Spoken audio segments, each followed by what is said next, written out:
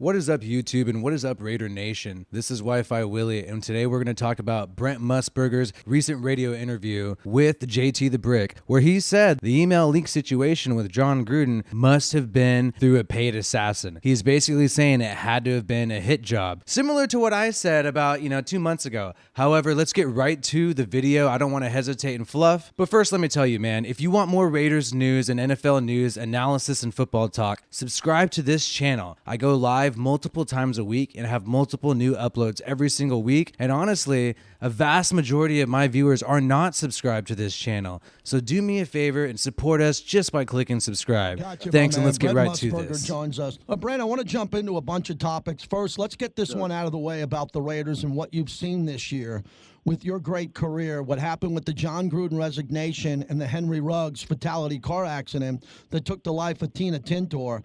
I don't think, maybe you can answer this. I don't know of a football team in season that has remotely gone through anything like this in the history, 100-plus history of the NFL. How have you digested all this emotion on and off the field as you're covering this team? I totally agree with you. I don't think any team has gone through this. Obviously, Jon Gruden is a very dear friend of mine, and I spoke to him the day after he stepped down. I had a nice talk with him on the telephone, and of course the team responded with a couple of wins, but then after the tragedy involving Ruggs, it kind of took their breath away, and it was so much.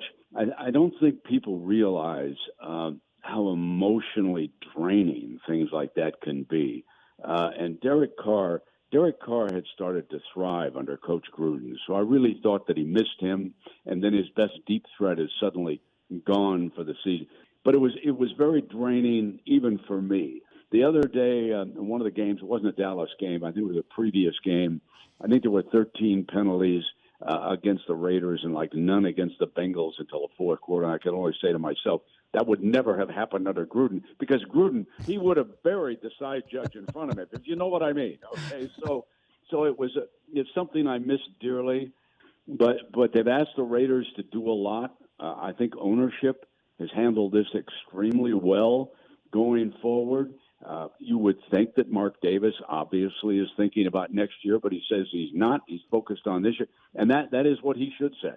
Brent Musburger joins us. And, Brent, should we make anything out of the 650,000 emails from the Washington football team that had a deep effect on Mark Davis's team with the Gruden resignation and what's happened, and Jon Gruden, and no one defends the emails and the content of the emails, but the effect that it had on an organization in Vegas when it was all about the Washington football team and an investigation where everybody would like the league to be a little bit more transparent. I mean, we don't have anything to look at. There was a couple of congresswomen that want to talk to Roger Goodell, maybe have him up on Capitol Hill. This is a major storyline, and Jon Gruden suing the league. Yeah, and I certainly understand Gruden's feeling, and I understand Mark Davis's feeling about this too. However, I do want to point out one thing that makes this story kind of messy. And first of all, as I told Coach, whoever took you out, John, that was a paid assassin. Okay, that was one of the best hit jobs that I've ever been around. Okay, they didn't go to their media goombas. They didn't leak this to Adam Schefter or one of those guys who break stories. They first went to the Wall Street Journal, and when Gruden was still coaching after that, then they dumped the rest of it on the New York Times. That was a professional hit job, but I want to tell everybody that I'm not completely sure it was somebody in the NFL. There was a second lawsuit involved, okay, between the owner, Snyder of Washington, and a former general manager. And that means that a lot of outside people had access to those emails that they were going through. So I think the hardest part for Gruden's lawyers to prove is that somebody from the National Football League actually leaked that. Because if it is somebody from the NFL, shame on them, okay? Because Mark Davis should have been told in the summer when he had something to do about it. Now, my ultimate second guess, and believe me, this came from James Lofton in a conversation we had when he was in town broadcasting the game. Hindsight's 20/20.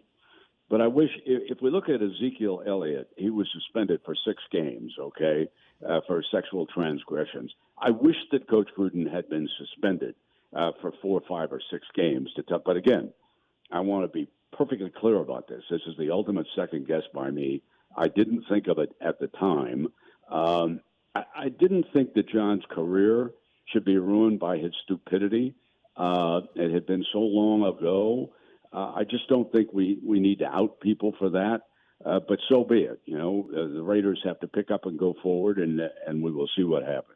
Well, Brent Musburger, I'm glad you're catching up. You're catching up to Wi-Fi Willie. I was one of the first people to come out and defend Gruden. And honestly, I agree with the last part of what Musburger said. Yeah, the punishment did not match the crime. However, I disagree with this one part about there being any speculation whether it's people within the NFL. No, Musburger, let me just clarify it for you. The NFL leaked it. The NFL did leak this. There's really nobody else. And I don't really understand this word salad that he goes into to try to say, hey, what could have been somebody from the Washington football team, because Bruce Allen's also suing the Washington football team. No, dude. I know we want to work long term in the NFL and be employed, but look, the NFL leaked it, okay? I'm not employed by the NFL, so that's fine there. So what I would say, Gruden may not have to ultimately prove that someone deliberately targeted him. The fact that a small subset of documents that the league professes to so carefully protect made their way to a pair of major publications shows that something happened that should not have happened, and that either someone did it intentionally or someone was negligent and failed to safeguard these sensitive materials. So as far as court's concerned, even if they are not able to prove that the NFL leaked these documents, they could still get in trouble here, because guess what? It's sensitive documents and they're very, very loose with them, so loose with them that major newspapers were able to publish them. They're going to get in trouble still, and they should, because you know what? Gruden was targeted. This is an unfair thing to happen to Mark Davis and the Las Vegas Raiders, and it's an even more unfair thing to happen to Jon Gruden and essentially ruin his whole entire NFL coaching career. I know he's a millionaire. He's going to be happy no matter what. But guess what, man? When you open the door to get rid of people through cancel culture in this particular way, you open the door to do it for the smaller guys. I mean, we're making this too normal where you can just ruin somebody's life for something privately that they said 10 years ago through private email. I just don't think that's cool. And I hope it doesn't happen to any of you. I hope it doesn't happen to Roger Goodell. I just think, hey, let's separate the private from the public. And here's a key tidbit that I like from this Florio article.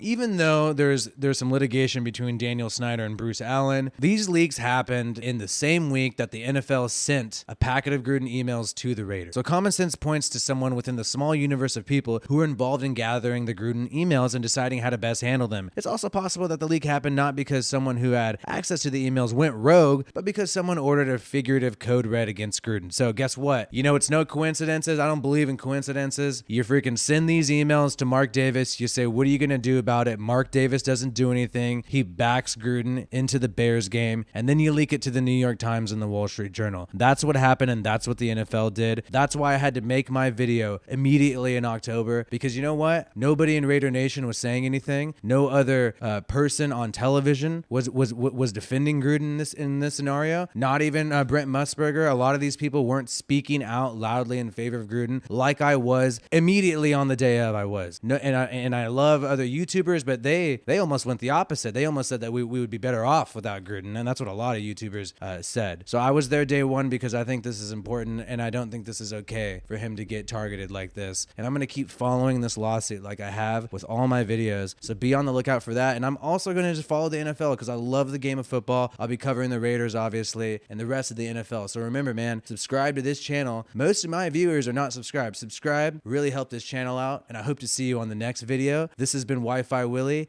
Peace out.